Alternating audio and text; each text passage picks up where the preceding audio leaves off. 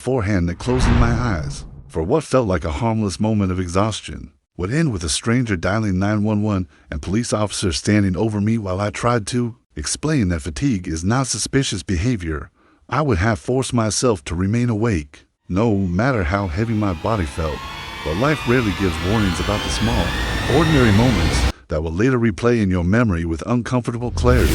And that Tuesday had begun like dozens of other difficult workdays before it, gradually building toward an experience that would leave me thinking long afterward about how easily assumptions can reshape reality in shared public spaces. I work overnight shifts at a regional distribution warehouse on the outskirts of town, a job that involves long hours of repetitive physical labor under relentless fluorescent lighting. And although the work itself is straightforward, the schedule slowly erodes your natural sense of time because you begin your shift when most people are settling down for dinner and you finish when the rest of the world is just beginning its day, which means that your sleep becomes fragmented, your energy inconsistent, and your ability to fully recharge nearly impossible. And that particular week had been especially exhausting because we were understaffed due to several employees being out sick, forcing the remaining crew to take on extended shifts that stretched far beyond the usual 12 hours, leaving me physically drained and mentally foggy by the time I clocked out each morning. On that Tuesday, after another grueling night spent moving pallets, scanning inventory, and navigating the constant mechanical noise of conveyor belts, I drove home feeling hollowed out by fatigue, my shoulders aching, and my head carrying the dull pressure that comes from the little rest accumulated over too many consecutive days, and all I wanted was to shower, eat something simple, and collapse into bed. But when I reached my apartment building, I found a notice taped to the entrance explaining that the water supply had been temporarily shut off for emergency maintenance, which meant there would be no shower and no immediate comfort for several hours. And instead of sitting inside my small apartment waiting restlessly for the water to return, I decided to walk to the nearby park to clear my head and breathe fresh air before attempting to sleep later. The park sits quietly between a public library and a row of modest townhouses, a small but well-maintained space with a walking path, a playground, several benches beneath mature trees, and open grassy areas where people occasionally bring blankets or walk their dogs. And it has always been one of those peaceful neighborhood spots where nothing dramatic ever seems to happen, the kind of place where retirees read newspapers in the morning and parents bring children in the late afternoon. And when I arrived that day shortly after noon, the park was mostly empty except for the distant hum of a lawnmower and the occasional sound of leaves rustling in the mild autumn breeze. I chose a bench beneath a wide maple tree because its shade felt cool against the warmth of the midday sun, and I sat down slowly, stretching my legs out and leaning back against the wooden slats, telling myself that I would rest for only a few minutes before heading home again, because I knew from experience that closing my eyes while exhausted could easily lead to deeper sleep than intended.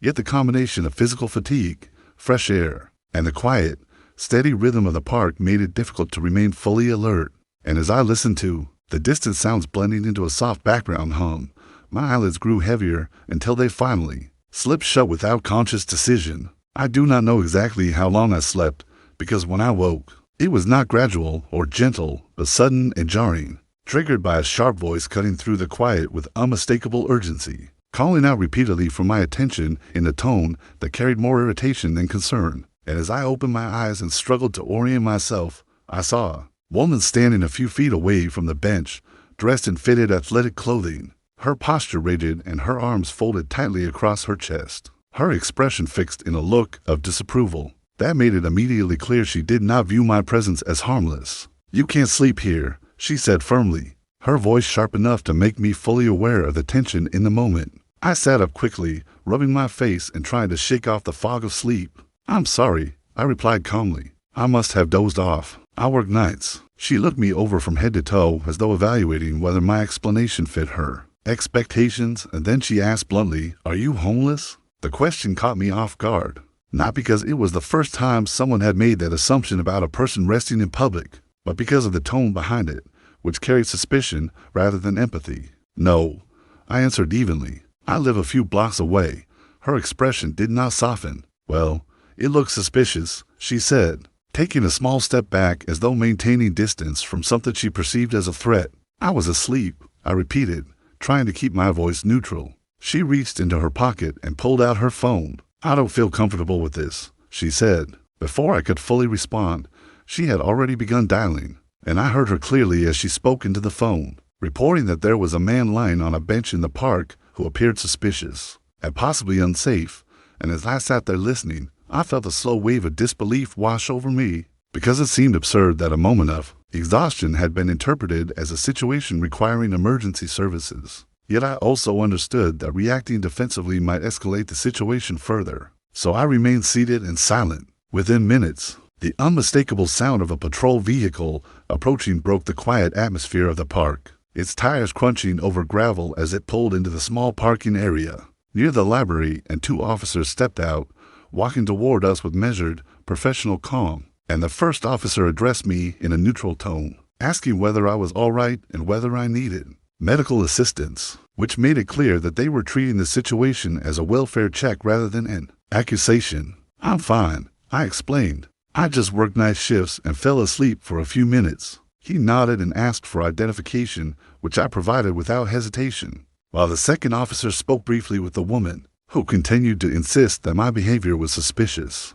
and that she had felt unsafe seeing someone lying motionless on a bench. And after verifying my ID and confirming that my address was indeed nearby, the officer returned it and said calmly that I was not violating any laws and that resting in a public park during open hours was not illegal. The woman looked visibly frustrated by this explanation, repeating that it was not normal behavior and that she had been concerned about potential criminal activity. But the officer gently clarified that unusual does not automatically mean unlawful, and after a few more moments of polite but firm reassurance, the officers concluded there was no further action needed and returned to their patrol car, leaving behind a heavy silence. The woman lingered for a moment, looking at me with an expression that seemed caught between irritation and uncertainty, before finally turning and walking briskly down the path without another word. And I remained seated for a short time afterward, feeling a mixture of embarrassment, exhaustion, and a lingering sense of vulnerability, because although I had done nothing wrong,